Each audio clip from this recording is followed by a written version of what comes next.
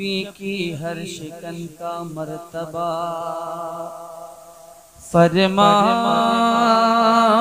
जैसा था। बदन के रहेल पर चेहरा खुले कुरान जैसा था। अऊज़ु बिल्लाहि मिनश शैतानिर रजीम। बिस्मिल्लाहिर रहमानिर रहीम। वला तक़ूलू लिमन युक़तलु फ़ी सबीलिल्लाहि अमवात बल अहयाउ वलाकिन ला तशऊरून। सदक़ल्लाहु मौलाना अज़ीम। बारगाह रिसालत में आप सल्लल्लाहु तआला अलैहि वसल्लम में एक बार दुरूद पाक का हदिया पेश करें। अल्लाहुम्मा सल्लि अला सय्यिदिना व मौलाना मुहम्मदिन मअदनिल जूदि वल करम व आलिहि व अस्हाबिहिल किराम व इब्निहिल करीम व बारिक व सल्लिम सलातन दाइमतन सरमदन अबदा। अज़ीज़ान गिरामी वक़ार, बिहम्दि ताला ये सुन्नियों का जलसा है। आशिकाने मुस्तफ़ा इसमें जमा हैं। मुझे जहाँ तक लगता है सिर्फ इस गांव के नहीं, अतराफ में से हर जगह से लोग यहाँ पर जमा हैं। हमारे जलसों की एक खुसूसियत है, जितनी रात बढ़ती जाती है जलसा निखरता चला जाता है, लेकिन कम अज कम वक्त में जलसों को ख़त्म कर भी देना चाहिए। मगर रात के 12 बजे के बाद ये जो शबाब नज़र आ रहा है, ये दिन के दोपहर के उजाले का मंजर पेश करता है।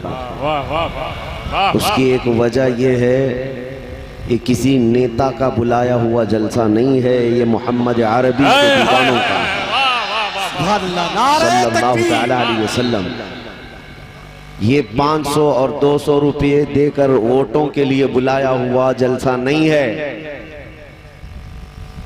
और गले में हरा लाल पीला नीला पट्टा डालकर सुबह अलग दोपहर अलग शाम अलग बुलाने वालों का जलसा नहीं है, बल्कि ये उस नबी आज़म सल्लल्लाहु तआला अलैहि वसल्लम के परवानों का जलसा है, जहां लोग 100 रुपये 200 रुपया मिठाई के लिए नहीं आते, बल्कि अपनी गर्दन का नजराना मेरे मुस्तफ़ा के लिए लाते हैं।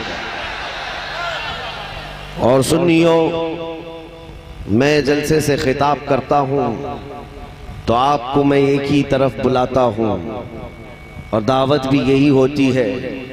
जान है इश्क़ मुस्तफ़ा, रोज फजू करे खुदा। क्या कहने, वाह। जिसको हो दर्द का मजा नाज़े दवा उठाए क्यों, फिर के गली गली तबाह ठोकरे सबकी खाई क्यों। दिल को जो अक्ल दे खुदा तेरी गली से जाए क्यों। सुभान अल्लाह, सुभान अल्लाह। बस मेरे अजीजों, आज के दौर की ये सबसे बड़ी जरूरत है। 1000 मसले होंगे हमारे, लेकिन आपको ये महसूस करना होगा किस मसले पे मुझे फोकस करना है। क्या बात है। ए मेरे अजीज सुन्नी नौजवानों, हर आदमी अपने अपने मसाइल से परेशान रहता है, घिरा रहता है, लेकिन वो अक्लमंद है जो उन मसाइल में सुलगते हुए मसले पर हाथ रख लेता है। क्या बात है।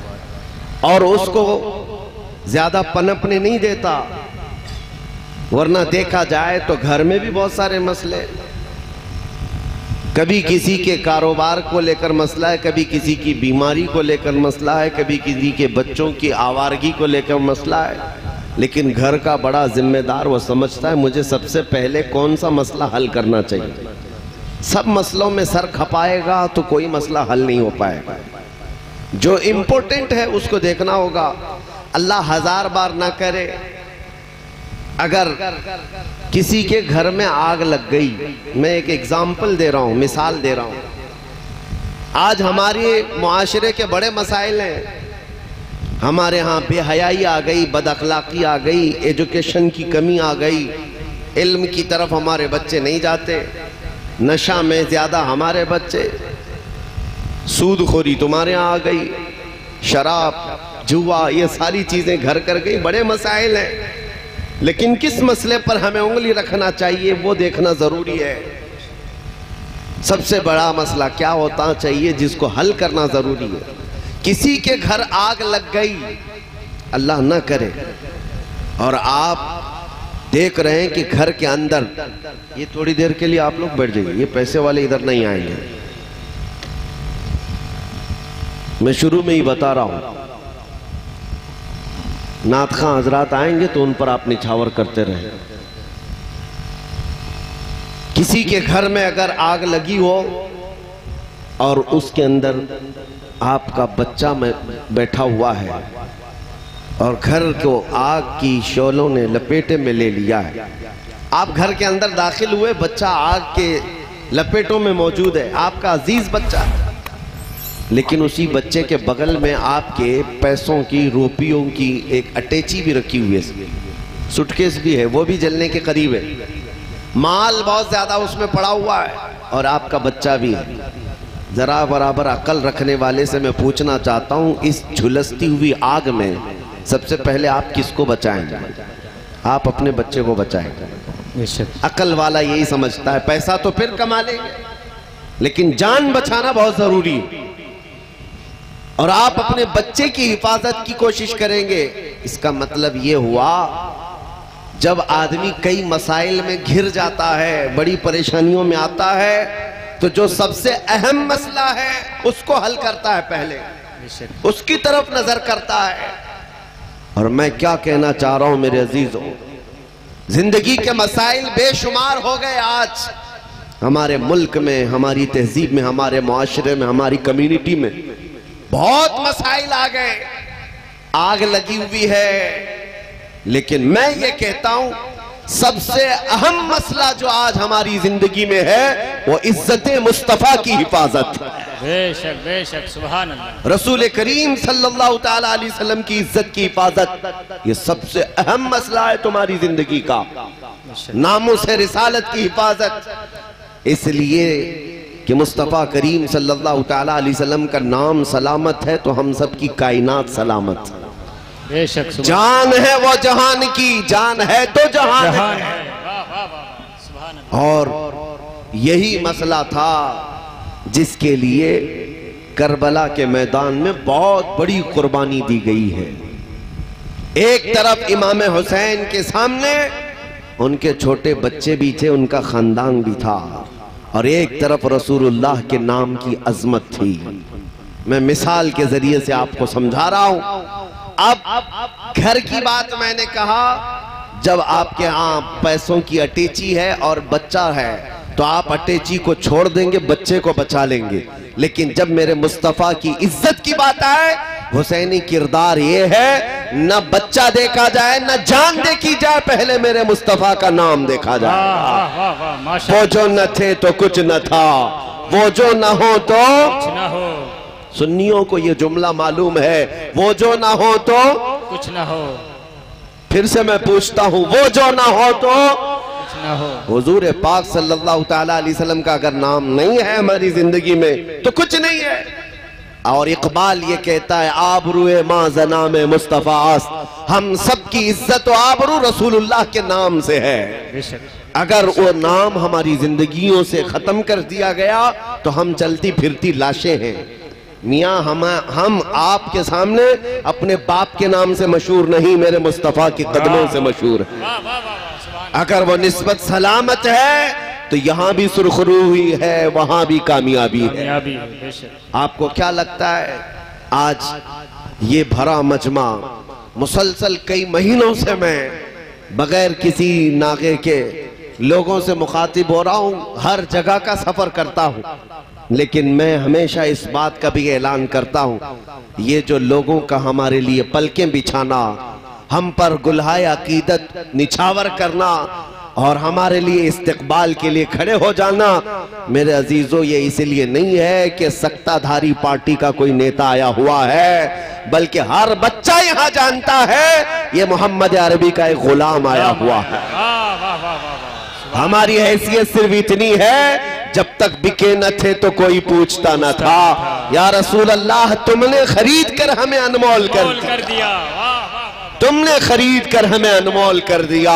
ये नाज़ी अंदाज हमारे नहीं होते, झोली में अगर टुकड़े तुम्हारे नहीं होते, जब तक के मदीने से इशारे नहीं होते, रोशन मेरी किस्मत के सितारे नहीं होते।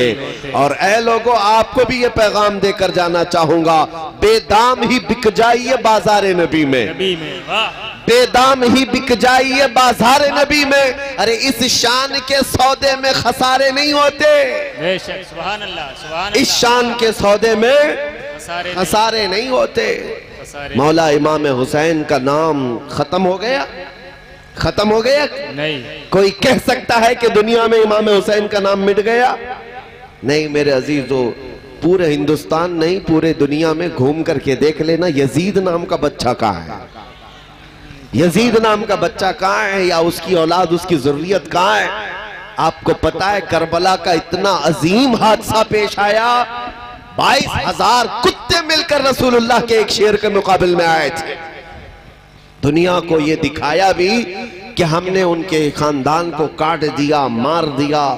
और बहुत सारे करबला के वाकया सुनते हैं, हर साल सुनते हैं आप, उनके जवान बेटों की लाशों पर घोड़े दौड़ा दिए। मेरे अजीजों, ये वाकयात सिर्फ रोने के लिए नहीं है, ये वाकयात मातम करने के लिए नहीं है, ये वाकयात सुनने के बाद मैं ये कहता हूं, करबला की दास्तान सुनाने का अहल मुकर्रिर हो, अगर करबला की दास्तान सुनाने वाला अहल मुकर्रिर हो तो सुनने वालों की कैफियत ये होनी चाहिए, इमाम हुसैन को सुनने वाला 80 साल का बूढ़ा हो, उसके अंदर 25 साल की जवानी आ जाए। सुभान अल्लाह, सुभान अल्लाह, सुभान। इमाम हुसैन को सुन करके सिर्फ माथा पीटना, सीना पीटना और रोना धोना नहीं है, बल्कि तुम्हें ये यकीन भी दिल में पैदा करना चाहिए 22,000 आ गए। इमाम हुसैन को पता था, और 3 दिन की भूख भी थी, प्यास भी थी, बच्चे भी थे, औरतें भी थी, लेकिन वो रसूलुल्लाह का हाशमी शेर कैसा था, चाहता तो वहां पर समझौता करके निकल जाता और रात की तारीकी में कहीं उस मैदान से गायब होता। नहीं, हुसैनी किरदार ने यह बताया, कयामत तक आने वालों के लिए तादाद से हक जमात कभी नहीं घबराती, तादाद से हक जमात कभी नहीं घबराती। आज जिन कुत्तों के दरिंदे होने पर लोगों को डर और सहम पैदा हो गया है, आज हमारे यहाँ पर लोगों को ऐसा लगने लग गया, अरे बड़ी बड़ी ताकतें यहाँ पर हमारे सामने हैं, हुकूमत आ गई है, तख्त उनका है, फौज उनकी है, सारा उनका है, हम तो आटे में नमक के बराबर हैं, पता नहीं कब पीस डालेंगे, कब काट डालेंगे। लेकिन एक बात याद रखना मेरे अजीजों, कागज के आए हुए शेरों के बिल्डोजर से हुसैनी जवान कभी नहीं घबराता। इस्लाम कल था, आज है और सुबह क़यामत तक रहेगा। हुसैन आज़म का पैगाम ये है, हम तादाद से कभी नहीं घबराते, सर कटा सकता है लेकिन सर झुका सकता नहीं, मर्द हक बातिल के आगे मात खा सकता नहीं, सर कटा सकता है लेकिन सर झुका सकता नहीं। ये अज़्म तुम्हारे अंदर आ जाए, हक के लिए खड़े रहो, हक के लिए खड़े रहो, झूठ के लिए नहीं, सच के लिए खड़े रहो, और अल्लाह की मदद आएगी, अल्लाह की मदद तुम्हारे साथ है। मैं जो फलसफा पेश करने जा रहा था वो ये है कि दास्तानों में तो सुना है कि रसूलुल्लाह के खानदान के बच्चों का बहुत बेदर्दी के साथ जालिमों ने कत्ल किया था। करबला के रेगजारों ने खून हुसैन के कत्लों को देखा है, लेकिन हुआ क्या, यजीद के यहाँ तो खुशियां थी, जश्न था, लेकिन ये जश्न कितने दिन मनाया गया? यजीद की हुकूमत सिर्फ 3 साल तक चली। कितने साल? 3 साल। जो तख्त पर बैठा और उसके बाद उतरने तक, उसके मरने तक 3 साल का अरसा है। 3 साल के अरसे में जो करना था कर लिया, जो सड़ना था सड़ गया और मर भी गया। और इमाम हुसैन और उनके जवान बच्चों को कत्ल भी किया।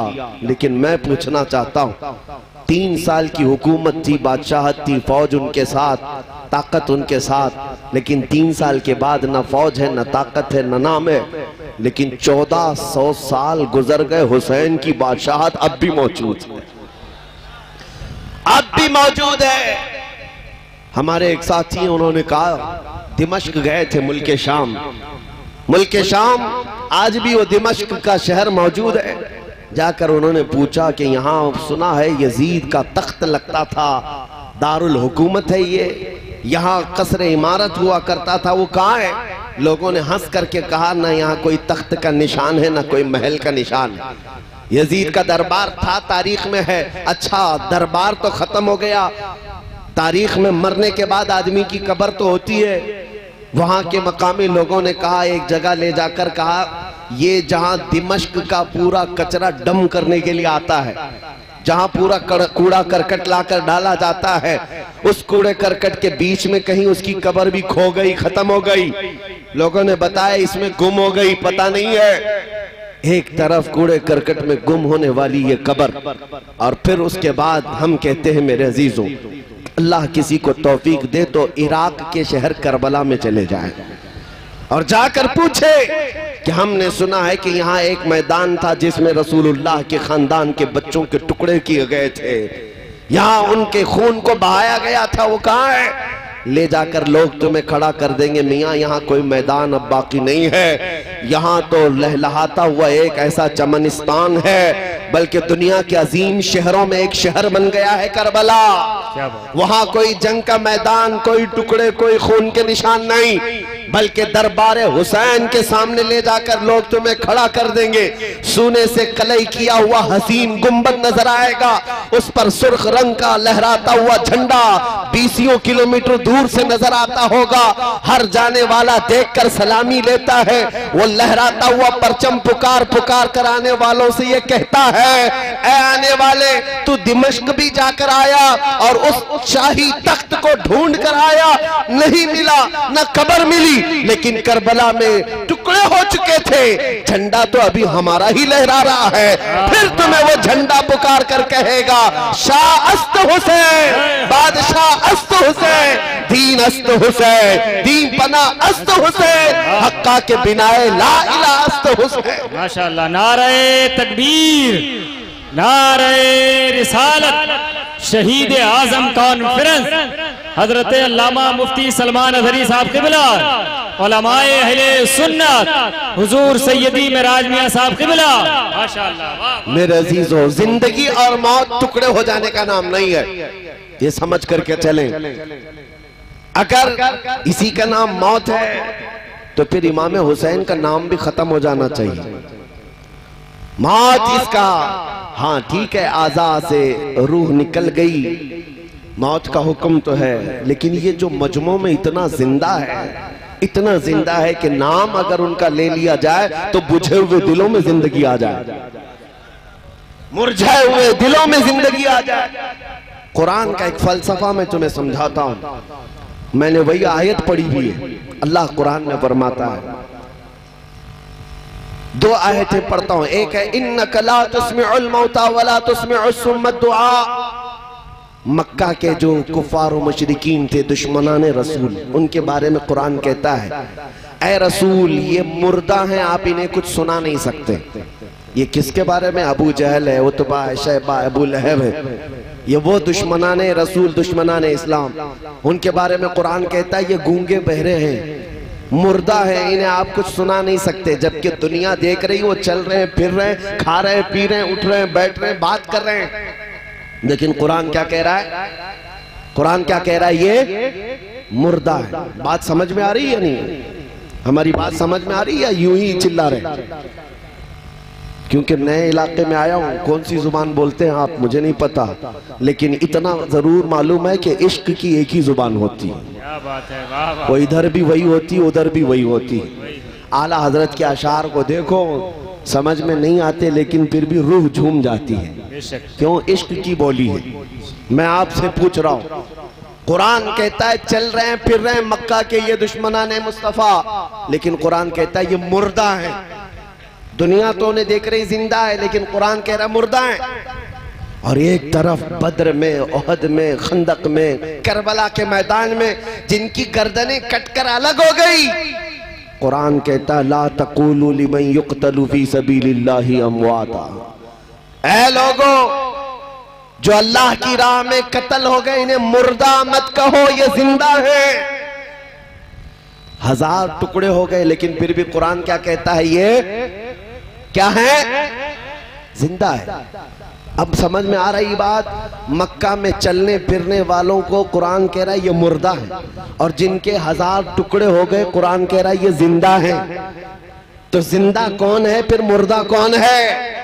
कुरान का फलसफा ये बताता है चलना फिरना उठना बैठना बात करना इसका नाम जिंदगी नहीं है, और कट जाना टुकड़े हो जाना सिर्फ इसका नाम मौत नहीं है। कुरान की रूह से अगर देखा जाए तो चल फिर करके अगर हुजूर पाक से दुश्मनी रखता है तो वो बोल चाल करके भी मुर्दा है, और अगर मेरे मुस्तफा की इज्जत पर मर जाए 1000 टुकड़े भी हो जाए तो कुरान उसे जिंदा कहता है। तो मौत दुश्मनी इस्लाम का नाम है और इश्क़ मुस्तफा का नाम जिंदगी है। जिंदगी है, सुभान अल्लाह, यही जिंदगी है। और अगर तुम्हारे पास ये दौलत है तो फिर मौत से भी डरना क्या, मौत से भी डरना क्या।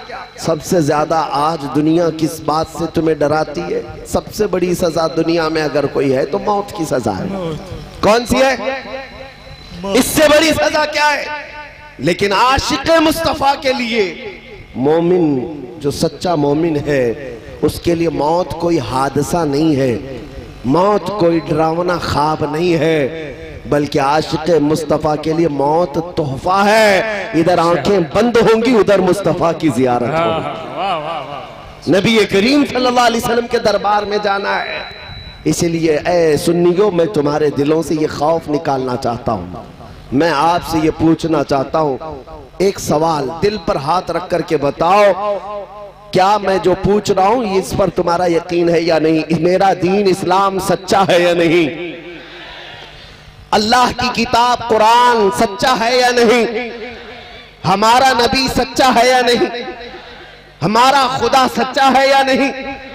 जिस दीन के जिस कौम के अंदर ये जज्बा है, तुम्हारा खुदा सच्चा, तुम्हारा नबी सच्चा, तुम्हारी किताब सच्ची, तुम्हारा दीन सच्चा, जब सारा सच्चा है तो फिर मेरे अजीजों मुजरिमों की तरह सर झुकाकर नहीं बल्कि अलल ऐलान सर उठाकर जिया करो। आला हजरत ने फरमाया है खौफ न रख रजा जरा, तू तो है अब्दे मुस्तफा।